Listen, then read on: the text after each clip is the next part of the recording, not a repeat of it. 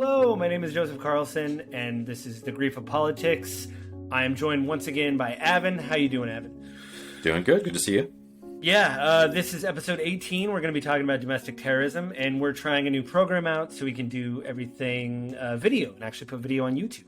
So this is a new thing we're trying. Hopefully all this works. I'm sure it will. We're trying to work things out on the back end so we can get this up. It won't affect the upload time or anything like that, and it will still be on podcast services like Apple iTunes, Spotify, the Google Play Store, stuff like that on the same date that it always comes at. So yeah. So our eye lines might be off because we're used to just talking to each other and not staring at each other, but we're still going to have an episode. We did all the research. We did that. It was my turn to pick. So I picked domestic terrorism. This is episode 18. I just checked our email inbox. We don't have any emails about past episodes. The last one we had some technical problems with because, we were trying to do some things in the back end. We were trying to do this with another program and everything crashed, if I remember right on your. And so I basically had to do like a insert of like, hey guys, really sorry that didn't do well. So it was a little bit shorter episode. I still think it was a good episode. We didn't come to blows or anything, so that was good. I'm trying to think of what else. I just checked our Spotify numbers. Let me look at those again. So we have only one follower, which I guess is good, but we have 13 people that are streaming the episode. There's 16 starts and a listener and a follower. So I don't know the difference between those because I'm an old man and haven't looked into how we have the difference between listeners and followers. We have fewer episodes. I mean, we only have 17 episodes. But yeah, I mean, hopefully with video from here on out, we will have hopefully some more people joining us to... Yep. Yeah, and if you want to write in, you can go to gwgpodfellows@gmail.com. Go there. Let us know what you think of the show, and then also let us know what episode if you have a question or comment about, because I use that email for another podcast. But that also might be changing. So we'll let you guys know of that. So Avin, since it was my choice to pick domestic terrorism, I know I sent you a lot of articles, and you barely, yes, you did. You said you barely got done with them. So what did you think, top level, like your introduction to this? After reading those articles, I mean, did it totally change your mind about domestic terrorism? I mean, was it informative?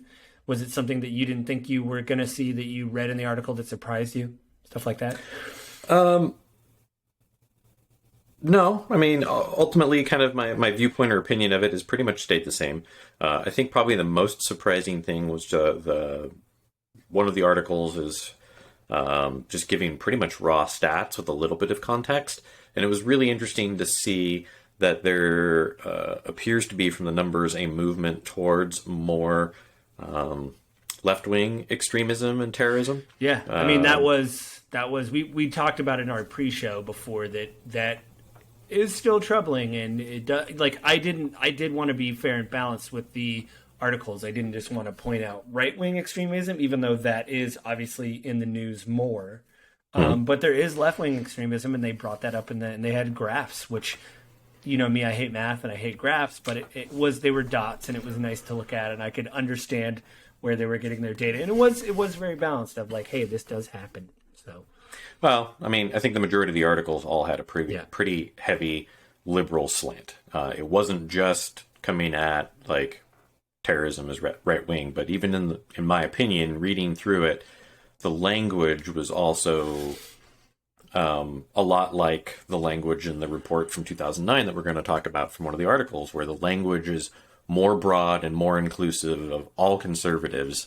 And just, I think that has a negative taste. I think it doesn't do any good because I remember right before forward. Did you want to use that? Because I know right before we started recording, you're like, I don't know if we really want to, or you just wanted to put it in a different place, or... I think probably the best place for us to start is actually in the Atlantic article. Okay. And so we have an article from Ann Applebaum. It's written in the Atlantic. I don't have the publishing date here. It's October 30th, 2020. Article is entitled "The Answer to Extremism Isn't More Extremism." And I just really liked this article. Clearly, Anne is someone that's coming from a more left-leaning political stance, but also she's very clearly kind of stating a position of like we need to be more moderate and less extreme, and really outlining kind of the consequences of it. And the reason I wanted to start with this article was because the things that she's warning about are the things that we're reading about in the other articles, which, you know, in an extreme summation of the article, the position is that essentially we need to be able to have more conversations and be less extreme, because extremism begets extremism, and the more we move into these camps, the worse it will get. Yeah, I mean, it's the old story about, violence begets violence, violence begets violence, and that it is read as a pretext, when you read articles about like, oh, this person did this thing, then I'm going to go do this other thing, and it doesn't matter because what I'm doing is justified in the fact that this other person did this other horrible thing. So, and how often do we hear that in political discourse, right? Like, well, the Republicans did it. Oh, the Democrats did it. Like, two wrongs don't make a right. The thing that we've heard since we were like 5. Yeah, I mean, even politically, without violence being brought into, I mean, it is domestic terrorism, the theme of the episode, but like the idea that we need to fight exactly like the other side because see what they're doing, we need to use the exact same tactics that they're using. And that goes to the, the ground floor of, domestic terrorism. So do you want me to read the article or read the, I clicked on the wrong. There was a specific quote in here I wanted to bring up because I think it really does highlight sort of the overall. Well, let me just read the intro to the article, and then you can bring in the quote that you... quote, as one of the ugliest and most divisive American presidential campaigns in our history coasts to its finish, President Donald Trump's defenders are making their closing arguments. Some of them assert that they like Trump's policies, his ethical violations, or his abuses of his office for personal gain don't bother them. The views come from deep conviction, and at this point, they can't be changed. I'll read the second art. I actually like this second paragraph. Quote, but another argument that appears over and over again in these closing statements demands a response. It is often made by educated conservatives, people who know that the Trump administration and its incompetence have allowed the coronavirus to devastate America. They also know that Trump has left America weaker and less influential around the world. They even dislike Trump's vulgarity and his cruelty. They just wish he would stop tweeting. Nevertheless, they will vote for him because the alternative, the left, the Democrats, the socialists, the quote-unquote woke warriors, were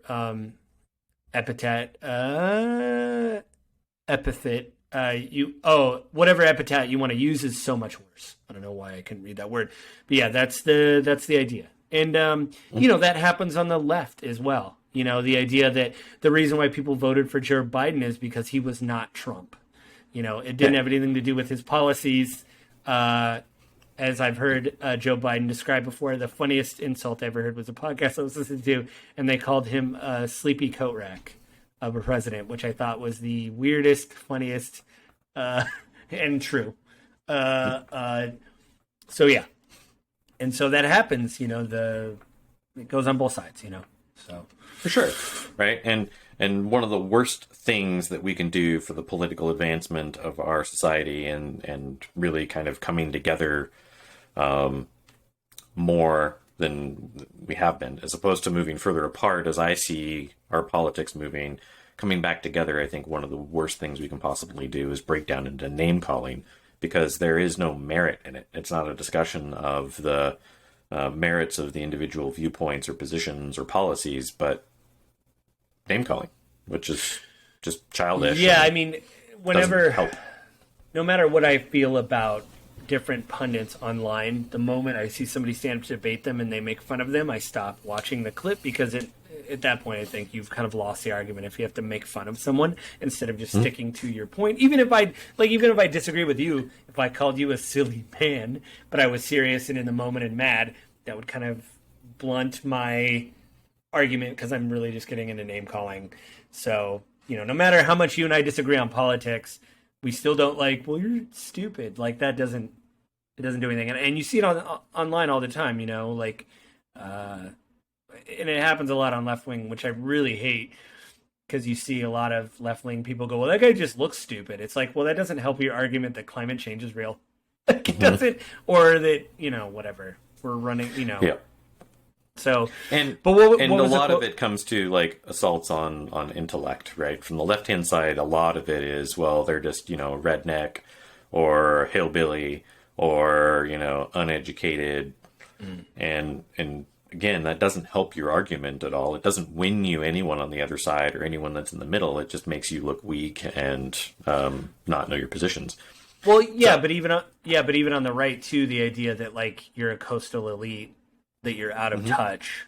I get offended by that because I work and punch a clock, but I consider myself liberal. And there was all these articles where people, when Trump got elected, they would go down to the wheat belt or the grain belt and start interviewing people. And they said, "Oh, we're gonna let the liberals sleep and we're gonna go to work." And it's like, come on.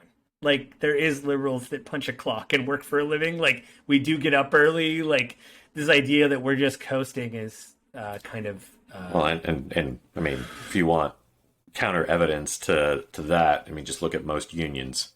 The vast majority of unions in the United States vote on a more democratic, more liberal slant. And, I mean, a lot of unions in the United States are labor unions. Yeah. Well, so what was the quote? Labor unions, but I mean like laborers. Oh, right. So what was the quote in the article from the Atlantic that you...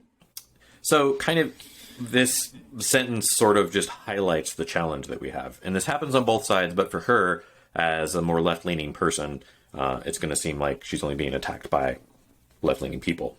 But it does happen on both sides. So what she says is, a few months ago, I signed a group letter deploring the growing centristness in our culture, an intolerance of opposing views, a vogue for public shaming and ostracism, and the tendency to dissolve complex policy issues in a blinding moral certainty. A part of the left, admittedly the part most addicted to social media, reacted to this letter with what can only be described as censoriousness, intolerance, and a determination to dissolve complex policy issues into a blinding moral certainty. And I really think it highlights that plea to like, guys, we need to listen to opposing views, and we have to have this out there, and we have to have this dialogue. And then she's immediately getting slammed down by the people that are the extremists of the left side of the policy, saying, no, you can't do that. Later on, she goes to talk about platforming and the arguments with that. But the overall theme, and she does a pretty good job of highlighting past experiences in the United States and then England of instances where this sort of like heightening rhetoric and this heightening extremism eventually gets to the point where even the centrists and the moderates have to pick a side and come up off the benches because like it's become so extreme and everyone is dragged in that you don't have a choice anymore. Yeah, I mean that's especially being more left leaning, that's one thing that I don't really like is the 240 character cancel. Like, I don't like the word cancel culture, but this idea that you literally just go after somebody and you only have 240 characters to make a case, basically. And, I would agree that, most people change over time, and this idea of digging up something that happened 10 years ago and holding someone over the coals for, something they said, they can change their mind, and again, you can't really be nuanced in 240 characters. I will say, I do like it when people are like, hey, this is alarming, and they would link like an article or a news story or an opinion piece saying this is kind of like, I think people may be listening as like, why are they talking about social media so much? But like the idea of these hate groups for domestic terrorism grow online, and these movements kind of like, I didn't share that article, but there is so much evidence to show that, our government is actively monitoring, Facebook groups for domestic terrorism because they know that's where these groups, and it happens on both sides. And it to me, it bothers me again when these things are, I don't know, they're, again, 240 characters, that's all you have. But like, the idea of like I like it when people share articles and like I do, the Gaming with Grief podcast, and I like it when there has been some improprieties even on the independent side of creators being toxic, and but they will share articles and you will always read in those articles, we reached out to 20 former employees or 12 former employees and tried to get this picture of what the person is like. In fact, one of them was very tragic because one of the developers of a game, I don't want to say what because it has a tragic end, but basically there was these charges brought against him and they were corroborated, and he committed suicide after the article came out, and it was very sad. But and the person running the article obviously didn't want him to commit suicide, but it wasn't a thing of the person writing the article or one person coming forward saying, you did this, how dare you. It was like, no, I've collected my evidence, I'm presenting this article, and the person who committed suicide, their sibling, came afterwards and said he was seeking help, he was trying to be better, but he wasn't perfect, and I want these people to tell their story, and I don't want this to happen again. But it just shows how messed up it can be, where you're like, no, these people deserve a voice and they deserve to be heard. I'm going to present this article because people probably don't know this about this studio, and they maybe don't want to support this. But at the same time, the creator has an opportunity to say, listen, I've changed, I'm different, but like he didn't get that opportunity, and so it's very complex. But that's how you see this like vitriol grow online. And people will jump on people for the smallest infraction that you have to be saint-like. Mm-hmm. And I'll say this, watching the January 6th coverage, I try to be balanced and watch like The Blaze and all that. And The Blaze Glenn Beck did a one-on-one camera, looking into camera thing, imploring people on the right to stop. This doesn't help how we feel about democracy if we just do this, mm-hmm. And it was like, yeah. It does. It's not good at all. So, yeah. I'm glad to hear that he did that. It's weird. You have to actually dig for it now. You can't just search on it on YouTube. It's hard. I don't know why it was taken down. Or I don't think it was taken down. It was just, I don't know. It's not being promoted by the algorithm. Yeah, and I think too almost seems to support the conspiracy theory, of which I'm not actually an ascriber to, but it definitely would make someone kind of feel like, well, their own internal things, like they publicly said, like, hey, we got hate mail from our own people saying we saw what we saw. So they might be, there could be something on the back end where they're like, well, don't promote it that much, or I don't know. I don't know. So yeah, I mean, again, I wanted to be balanced with this, and I wanted to talk about, this extremism happens on both sides. It isn't just a one-sided thing. And again, there's a graph that shows that. I know you don't really like the 2009 article. Do you want to talk about that now? And because I really think the CSIS article was probably better than the 2009. The only thing with the 2009 article from USA Today, I don't know, maybe I should bring it up. Since we're talking, go ahead and bring it up, and I think we can discuss it. I don't know how much in length we want to go into, because, like I said, overall it says the same thing over and over and over again. Right. I'm with you that it is. I did skim a lot when they were talking about reports and things and right wing extremism. The only thing I'll say that I thought was interesting about this article was this stuff has been known about for a while, and we keep people that are in the intelligence community keep saying we really need to look at this, and we keep ignoring these signs. And even no matter what I feel about extremism, even when you bring up an issue, I think we talked about it a little bit on the show, or maybe off camera, but the idea that some of the people that are committing these acts have military training or they're former military, and there was so much of a pushback in the right-wing community for that. I think that is troubling. The fact that a lot of people wanted the report to be buried, this early report that came out that this is a problem. I'm not saying it wasn't politically motivated. I'm not saying it wasn't more left-leaning, but like things like this of looking into it at least allows the door to open to say, well, let's look at this. This is what we're seeing now. What are we going to see later? How is this stuff growing? A couple of key takeaways for me out of that article. I mean, like I said, it was probably 3 times longer than it needed to be. But, right, like one, the Republican Party, Republican representatives were able to kind of shout down this 2009 report about domestic terrorism and the threat from specifically growing right-wing domestic terrorism threats. The Republicans did a pretty good job of shouting it down and getting Department of Homeland Security to back off. Janet Napolitano actually kind of squashed the report because there was so much attention brought on it, and it was all like, in fact, when they interviewed our her, soldiers. Yeah, I mean, in fact, when they interviewed her, she's like, I don't want to talk about something that happened 10 years ago or 12 years ago. You know, it's like, it was like so toxic. She's like, I don't want any part of that anymore, which is bad because they were bringing up real concerns of like, not just the veterans that they were talking about that were being recruited, but like, hey, we're kind of seeing this growing online thing happening. We need to look at it. And the fact that it got buried, I was like, man, like that's too bad. But even she said in the hearings about it, like the information is good, but the language was too broad and encompassed too many people what it didn't need to encompass.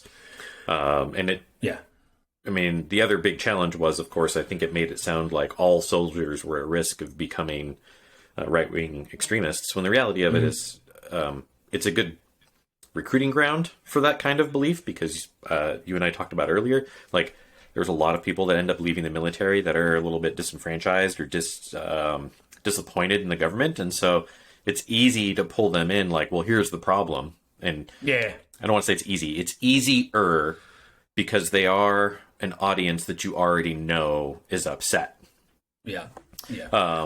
Again, I don't think it doesn't come back and say like, hey, the vast majority of our soldiers, the vast majority of the people that serve our country are never going to fall into this camp. And that was really the issue.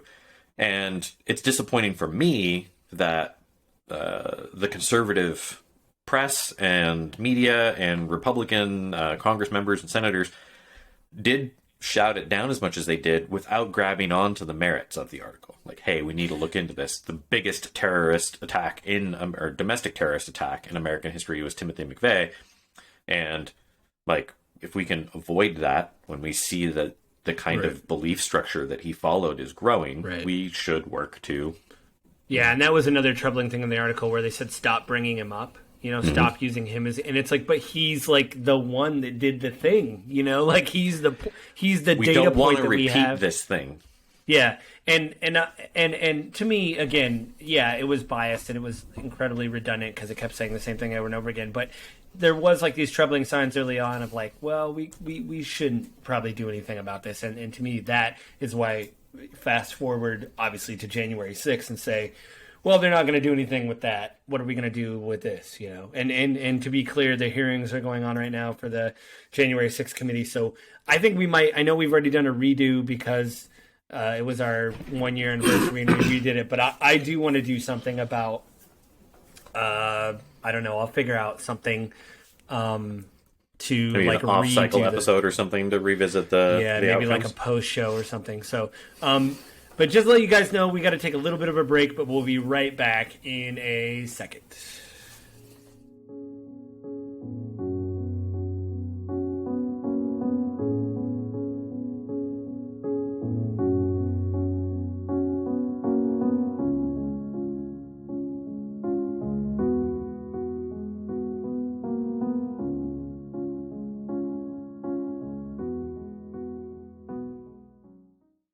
Hey, we're back.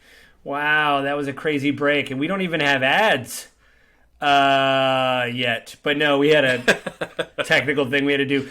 I'll say this. So what I think, I mean, because I do want to end on the Derek Black interview, but I think that, the Atlantic one you had, maybe we should talk about the CSIS, the Center for Strategic and International Studies, that came out on February 17th of 2022.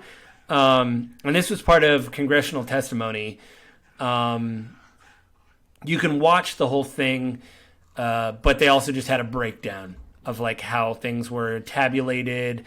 I'll read this, what they define domestic terrorism is. Terrorism includes the deliberate use or threat of violence by non-state actors to achieve political goals and create a broad psychological impact. Violence and the threat of violence are important components of terrorism. This definition is largely consistent with the official U.S. government definition of domestic terrorism under 18 U.S. Code S2331 as acts dangerous to human life that occur primarily within U.S. territory and intended to one, to intimidate or coerce civilian populations, 2, to influence the policy of a government by intimidation or coercion, or 3, to affect the conduct of a government by mass destruction, assassination, or kidnapping, end quote. So the testimony leverages a CIS data set, which includes 1,040 cases of terrorist plots and attacks in the United States between January 1st, 1994 and December 31st, 2021. The data set is divided into such categories as the incident date, perpetrator, location, motivation, numbers of individuals wounded or killed, target, and weapons used. We have cooperated with and provided the data to such organizations as the FBI, the Department of Homeland Security, the Department of Defense, and the National Counterterrorism Center. Yeah. Yeah. So one, I think there's real value in this article because it actually outlines and defines like what we consider, by definition, domestic terrorism. So I think that's super useful for people to know and understand because, again, in kind of the social media driven by memes and 240 words or characters or less, we run into these little sound bites that mislabel terrorism. And kind of falsely escalate things. Now, don't get me wrong, the numbers in here are disturbing, right? Like, this is a massive amount of what is categorized as domestic terrorism, cases of terrorist plots. I mean, 1,040 from 94 to 2021. I mean, it's 27 years, but that's still a lot. Yeah, I mean, obviously the lower the number, the better. So like it's so many, and they do.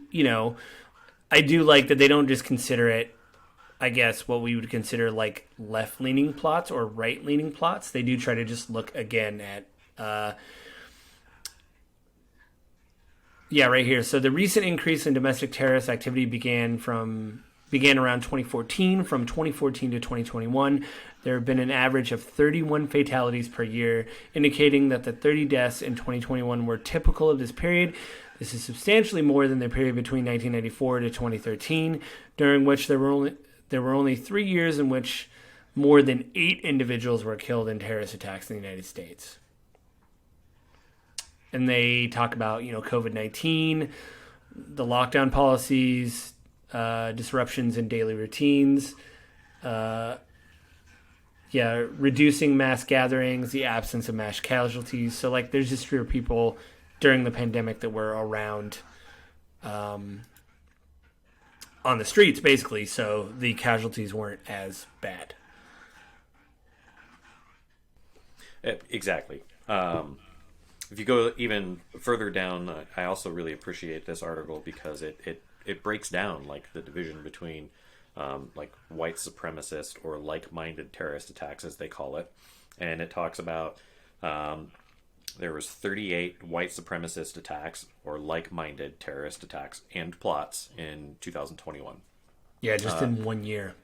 One of the things they highlight of those is that the white supremacist and like-minded plots and attacks tend to use more firearms, so they tend to have more fatalities involved in them. And they actually break down the statistics. In 2021, of the 38 attacks, 16 used firearms, 9 used explosives or incendiaries, 4 were melee attacks using weapons such as knives or bludgeoning weapons, and 4 were vehicular assaults. In the next paragraph, they go down and they talk about, of the 31 anarchist, anti-fascist, and like-minded terrorist attacks and plots in 2021, 19 were melee weapons, 3 used explosives or incendiaries, and 2 were firearms. So there's a big, huge swing between firearms and explosives. Right. And then 1 was vehicular. So there is a more heavily armed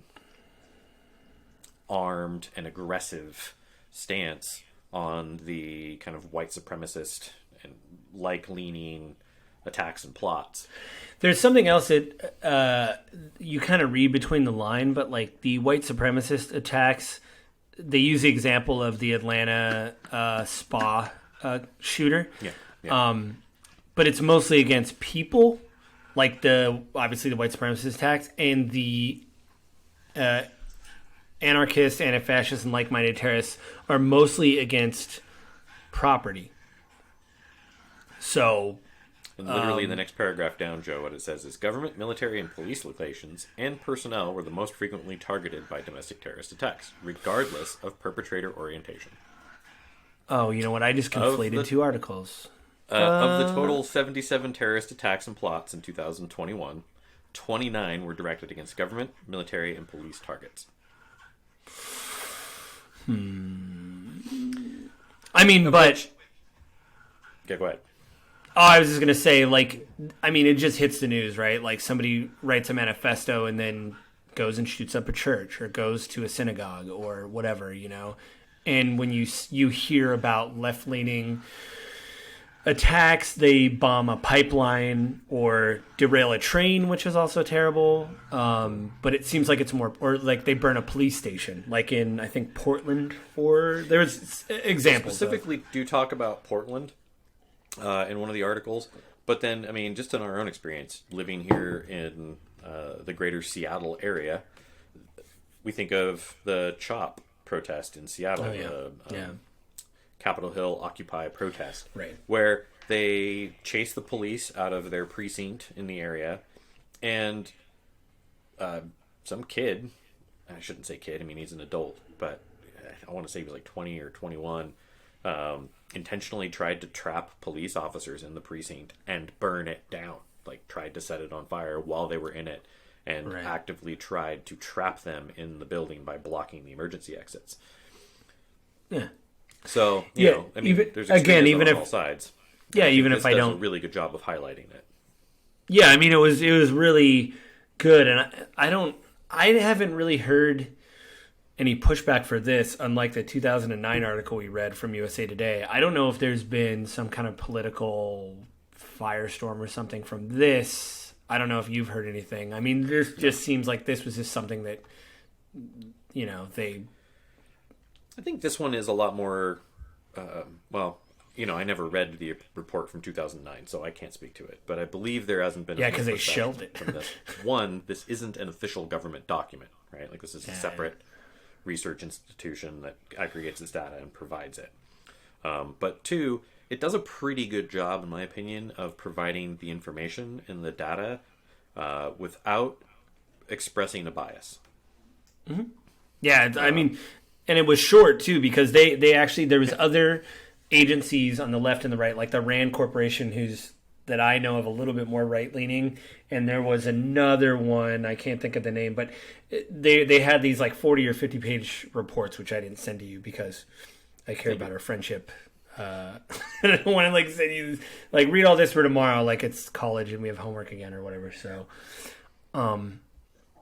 I mean, this is to say, this is where I think the Atlantic article is more powerful. The idea that violence begets violence. The more we do this, this will happen. Things like that. You know, I think that this is why it's important to look at data from the past. And you know, I don't. And on that note, this is exactly where I got kind of frustrated with the next article that you sent, which was from the Washington Post. Oh, yeah. It was written by 3 co-authors, so Robert O'Hara Jr., Andrew Ba Tran, and Derek Hawkins, published April 20th, 2021, titled The Rise of Domestic Extremism in America. And almost right off the bat, they cite CSIS data and then come out with, you know, the vast majority of terrorist attacks and plots are right-wing centered or white nationalist centered. Which, having just read the CSIS article where the numbers seem very balanced in 2021, the way they're talking about it, this article seemed like, what? That doesn't make any sense. until you start looking at historically, we're going back to 1994, it does appear that the majority of terrorist attacks and plots are from right-centered, nationalism-centered ideologies. And we're now starting to see an uptick in left-centered, anti-fascist, or anarchists, like-minded, like the CIS report says. It is kind of showing in the numbers that the violence begets violence, and you hear it in the rhetoric from the anti-fascist, anarchist movement that violence is the only thing that changes anything. It's the only thing that these people will listen to. Right. I mean, so unfortunately, yeah. I think this article doesn't directly show that, but I think read back to back, the two articles really do. And I think it also highlights the importance that no matter what side of thinking that you come from, pulling your viewpoint and information from multiple perspectives is super important.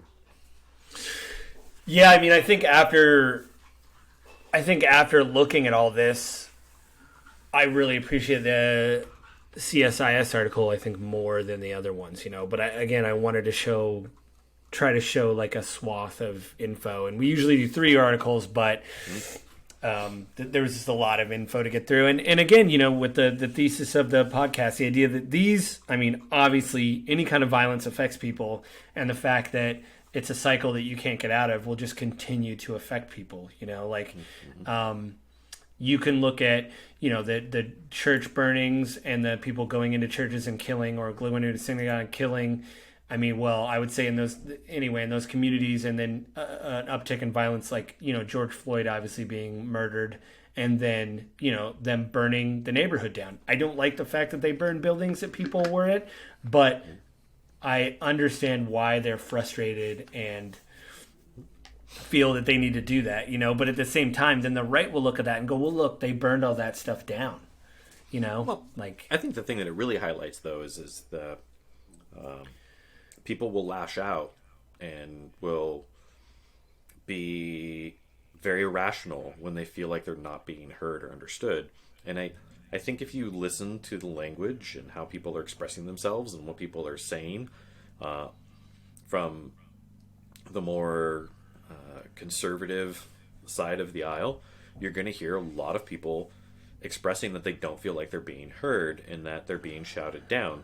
And I think, again, the original article, the Atlantic article, kind of highlights that. When someone who is already left-leaning is getting shouted down by their own people, who's asking them to, calm down and stop shouting people down, they then get shouted down. I think it highlights that it is a real thing. But you also have that from the other side of the aisle, right? With George Floyd, like, there's a ton of pent-up frustration within these communities, and so that's how they expressed it. It was riots. Yeah. And then, you have, again, with the unheard thing, you have people on the right saying, well, George Floyd had a record, so he had a bad past. And a lot of people are saying, I mean, does that give you a blanket to kill the guy?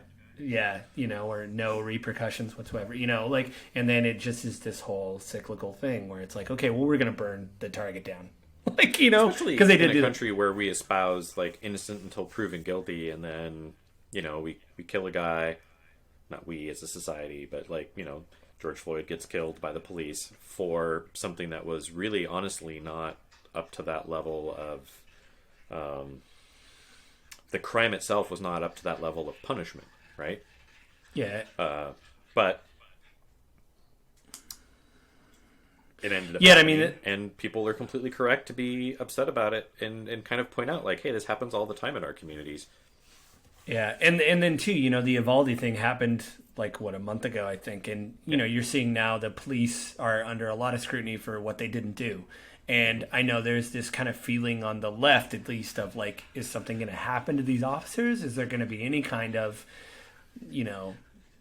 justice for the families, or the police chief went rogue, and it is, even though it isn't a white supremacist or whatever, I mean, this is domestic terrorism. Somebody walked into a school and murdered people, And so I hope that there is some form of justice for the police, because that will again feed into the thing if nothing happens, where the left, or at least the community, will say, fine, we're just going to burn the police station down because you guys aren't doing anything and nothing happened, And it's a juxtaposition. They're not going to burn the police station down. But what I'm saying is, if they burn the police station down, I don't want them to do that. But if I see the news, I'm like, okay, well, that makes sense. I don't want them to do that. But if you watch the news, you're like, okay.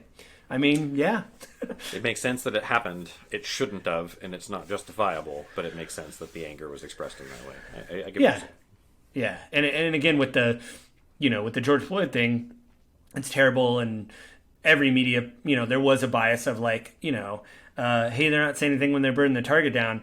But, even when I watch Fox News and stuff, it was like, they're like, look at them. They just don't care about property. It's like, yeah, they don't right now really care about that target. Like everybody was gone. Nobody was there. Burn the target. I don't want them to do that. But I'm like, okay, that makes sense that they burn the target down. Screw the town, I guess.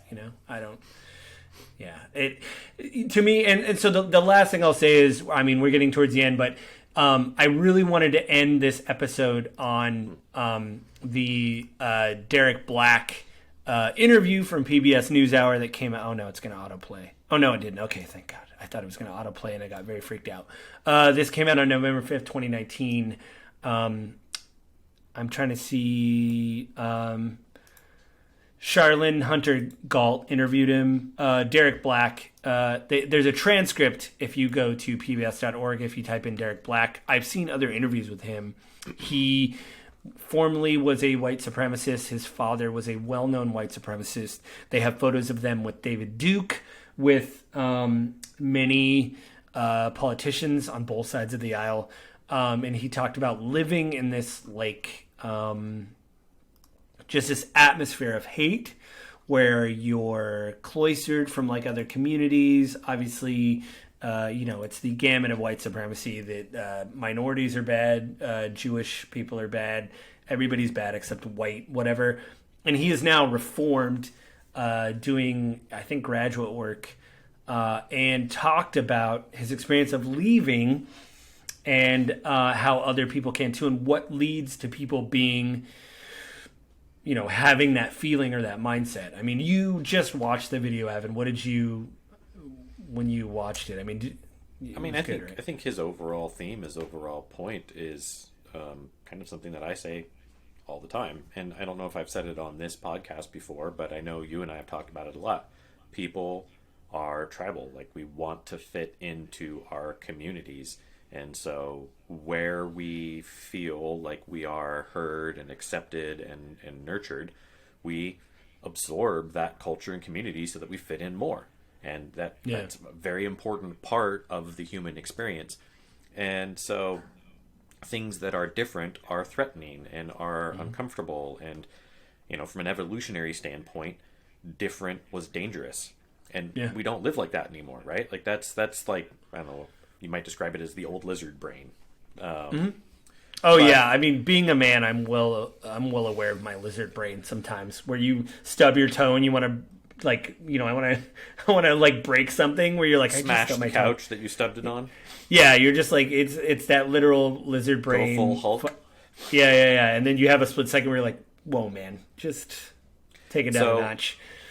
I think he really talks about the way that you get people out of this. And again, I think this is something that I think I have said on this podcast is, the way you solve this problem is you get these people around each other in a setting that allows them to be open and authentic. Just start asking questions. And in the interview here, he talks about spending time with a Jewish friend at family gatherings and dinners, and just getting connected and eventually being invited into a relationship with someone who's very active follower of the Jewish faith, and being able to start asking just honest questions like, tell me about this, what about that, and start getting to know the Jewish side of the argument, which then opened his eyes to other areas like, oh, what else am I missing? What else am I not understanding? Well, what I like too is he said when he went to college, because it seemed like when he was in high school and other grades, I don't know if he was homeschooled, but it was very isolated, right? He Yeah. was in the same neighborhoods and stuff. But when he went to college, he went to a liberal arts college, and there was just a lot more people around, and someone called him out because they're like, hey, we have all these photos of you with David Duke or whatever, you know? And he said just being in a different environment where people will say this is not acceptable. Yep. You know, where you start questioning, like, is this acceptable? You know, just and that he moment even of... highlights that. Like, it was the first time that he'd ever really, like, felt super awkward and judged for it. Yeah, because people actually said, do you really believe that, you know, Jewish people are bad because they're Jewish? And he's like, I don't know, do I? Because it's my whole life. It's been people telling me that that's how it is.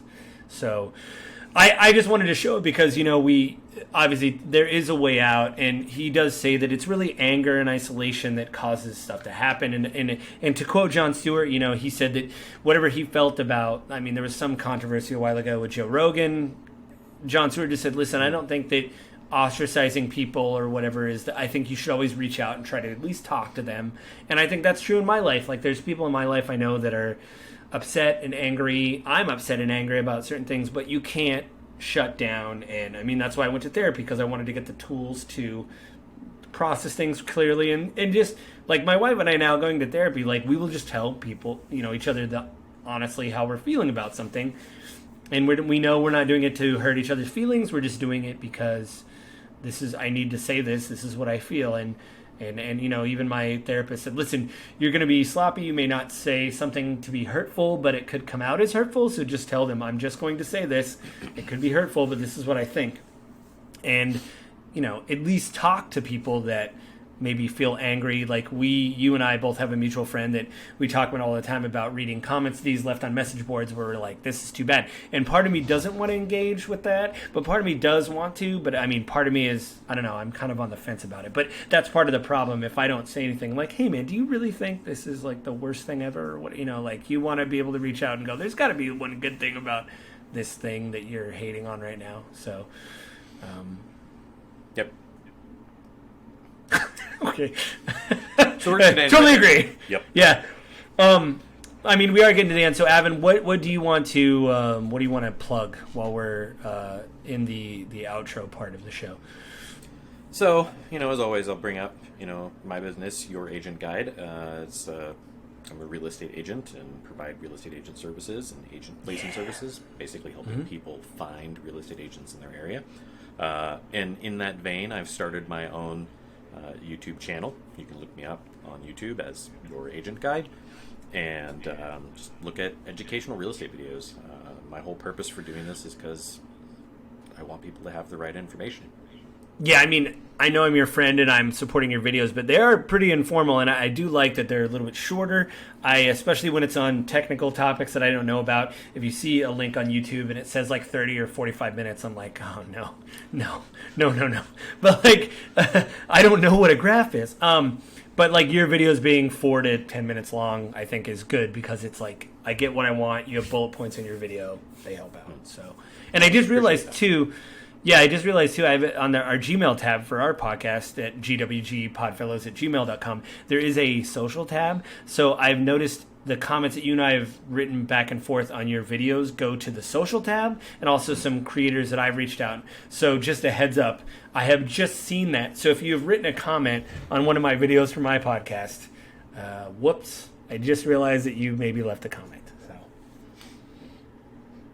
And then, of course, also, like, as far as this podcast go, I would just encourage, like, we would love to hear from the people that are listening.